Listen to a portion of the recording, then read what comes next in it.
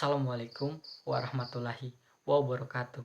Perkenalkan, nama saya Suharto Datung Solang dengan NIM 9142336 dari jurusan Ilmu Ekonomi, Prodi Ekonomi Pembangunan, Fakultas Ekonomi dan Bisnis, Universitas Negeri Gorontalo.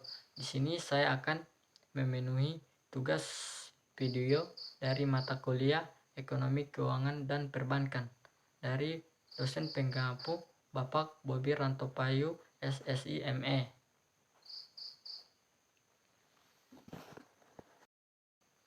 Baik, di sini saya akan menjelaskan instrumen pasar modal. Instrumen pasar modal dari saham, obligasi, dan reksadana.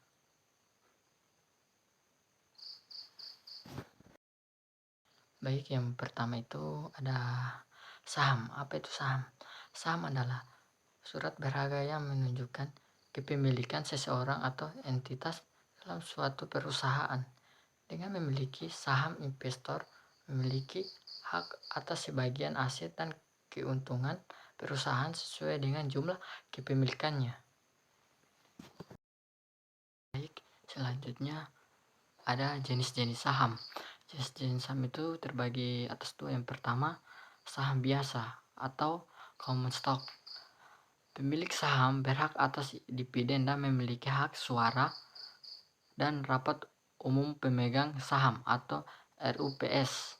Jika perusahaan bangkrut, pemegang saham bisa akan mendapatkan bagian setelah seluruh kewajiban perusahaan dibayarkan. Contoh, saham PT Bank Sentral Asia (TBK) atau BBCA, PT Telkom Indonesia (TBK) atau TLKM. Lalu yang kedua ada saham referen atau reference stock. Pemegang saham referen mendapat prioritas dalam pembagian dividen dan aset jika perusahaan bangkrut. Biasanya tidak memiliki hak suara dalam RUPS. Bisa memiliki sifat seperti obligasi karena dividen yang diberikan bersifat tetap.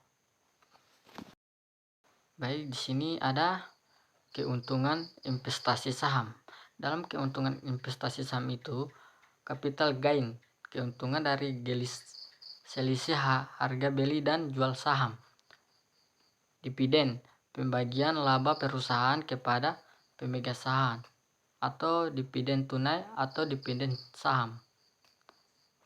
Ada hak suara, pemegang saham dapat berpartisipasi dalam pengambilan keputusan perusahaan. Dan di sini ada juga risiko dari investasi saham. Risiko dari investasi saham, capital loss, kerugian akibat harga saham turun dari harga beli. Ada risiko likuidasi. Jika perusahaan bangkrut, pemegang saham biasanya kehilangan investasinya. Fluktuasi pasar. Harga saham sangat dipengaruhi oleh kondisi ekonomi dan kinerja perusahaan. Yang kedua ini ada obligasi. Apa itu obligasi? Obligasi adalah surat utang yang diterbitkan oleh perusahaan atau pemerintah dengan janji pembayaran kembali pokok uang serta bunga atau kupon dalam jangka waktu tertentu.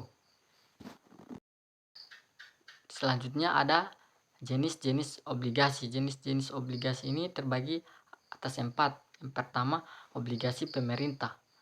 Diterbitkan oleh pemerintah untuk membiayai anggaran negara atau proyek infrastruktur. Contohnya surat utang negara atau yang disebut SUN. Obligasi retail Indonesia atau ORI. Suku right atau SR. Yang kedua, ada obligasi korporasi. Diterbitkan oleh perusahaan untuk pendanaan ekspansi bisnis atau proyek tertentu. Biasanya menawarkan kupon yang lebih tinggi dibandingkan obligasi pemerintah karena risiko lebih besar. Sini ada keuntungan investasi obligasi.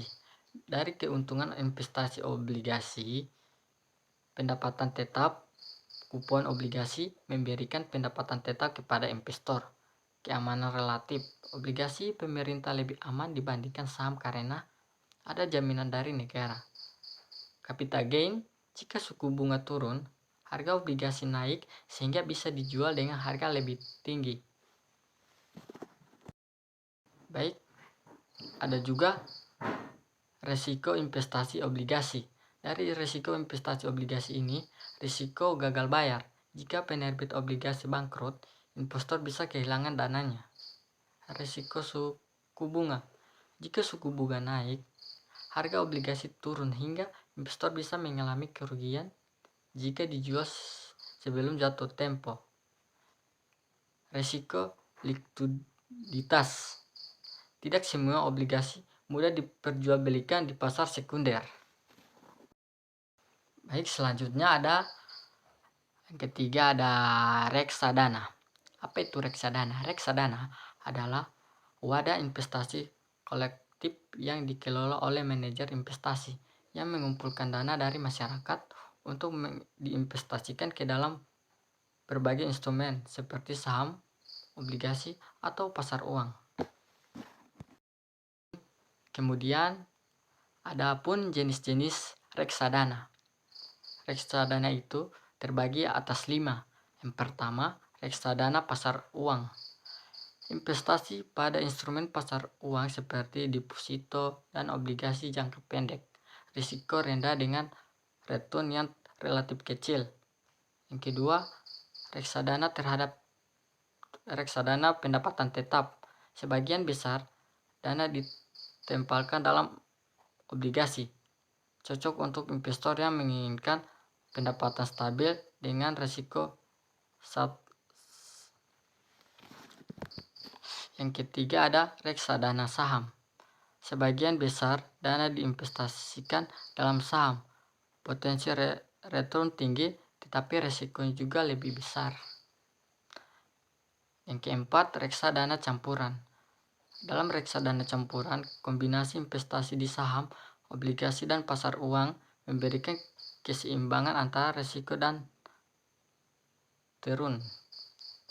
Yang kelima, ada reksadana indeks dan ETF, exchange atau exchange trend fund, memberikan indeks tertentu, misalnya HYG atau LQ45, diperdagangkan di bursa layaknya saham. Dalam keuntungan investasi reksadana itu diversifikasi risiko dana dan dana tersebar ke berbagai aset hingga mengurangi risiko. Dikelola oleh profesional, investor tidak perlu aktif mengelola investasi sendiri. Modal awal kecil bisa mulai diinvestasikan dengan nominal rendah, misalnya 10.000 atau 100.000. Adapun risiko investasi reksadana. Dalam risiko investasi reksadana, risiko pasar jika harga aset dalam portofolio turun, nilai investasi ikut turun. Risiko likuiditas. Jika banyak investor menarik dana dalam waktu bersamaan, manajer investasi bisa kesulitan mencairkan aset. Risiko kinerja manajer investasi. Hasil investasi bergantung pada keahlian manajer investasi. Dari kesimpulan dari saham, obligasi, dan reksadana. Adapun ada kesimpulannya. Kesimpulannya, saham cocok untuk investor yang mencari return tinggi dan siap menghadapi risiko fluktuasi harga. Obligasi memberikan pendapatan tetap dengan risiko lebih rendah dibandingkan saham.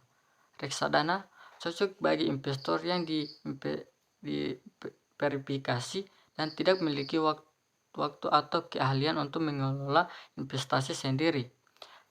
Setiap instrumen memiliki kelebihan risikonya masing-masing hingga penting bagi investor untuk menyesuaikan pilihan investasi dengan profil risiko dan tujuan keuangan mereka.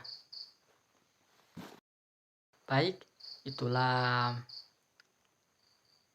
paparan saya tentang mengenai saham, obligasi, dan reksadana. Jika ada salah kata, mohon dimaafkan. Assalamualaikum warahmatullahi wabarakatuh.